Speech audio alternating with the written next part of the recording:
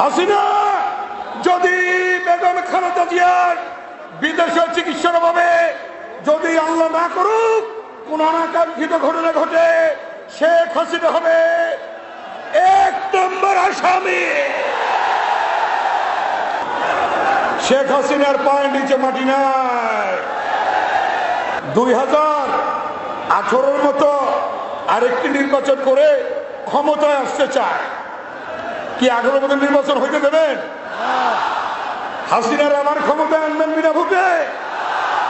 যদি না এনে থাকেন, নির্দলীয় নিরপেক্ষ তত্ত্বাবধায়ক সরকার অধীনে নির্বাচনের দাবিতে সর্বোচ্চ ত্যাগ স্বীকার করার জন্য প্রস্তুত আছেন কিনা দেখেন, বৃহত্তর দেখেন। আমরা রাষ্ট্রের মেরামত চাই, মেরামত চাই, মেরামত চাই। এটি ছিল সমাবেশ। আমরা এই মঞ্চ থেকে আমাদের মাননীয় মহাসচিবের কাছে সংবাদ আসছে, এই সমাবেশ ওইদিকে ফকিরাপুর, ওইদিকে নটরডেম কলেজ, ওইদিকে শাপলা চত্বর,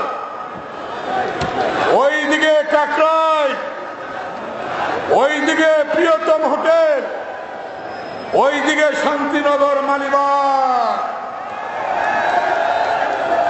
এটা কি সমাবেশ না মহাসমাবেশ হয়ে গেল? আল্লাহ তাআলার অশেষ রহমত, মহাসচিব দিয়েছেন সমাবেশ, আর এটা আল্লাহর রহমত হয়ে গিয়েছে। বেগম খালেদা জিয়ার মুক্তির জন্য, গণতন্ত্রের মা বেগম খালেদা জিয়ার বিদেশে চিকিৎসার জন্য আল্লাহর রহমতে এই ঢাকায় মানুষের ঢল নেমেছে। এটা কি আল্লাহর রহমত না? হাসিনা, তুমি এসে